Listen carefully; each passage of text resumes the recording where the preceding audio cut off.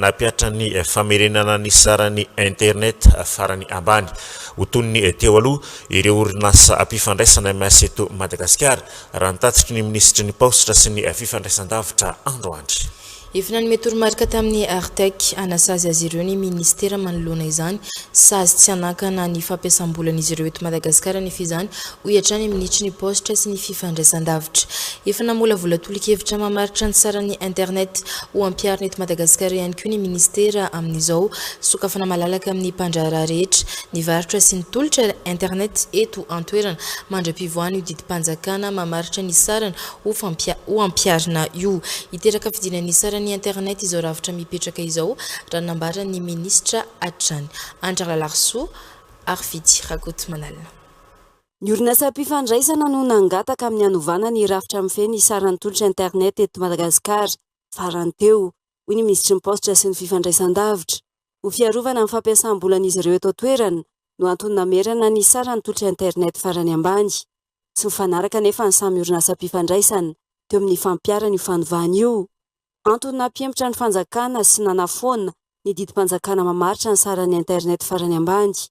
Tsy namerina ny sarany farany ambany amin'ny tolotra internet ho toy ny teo aloha nefa ireo mpandraharaha na dia nofoanana aza ny didim-panjakana nanovy io sarany farany ambany io. Rehefa niempotra tao anatin'izany fanapakevitra izany ny fitondram-panjakana satria nisy tsy nifanarahana dia tsy narahany zareo indray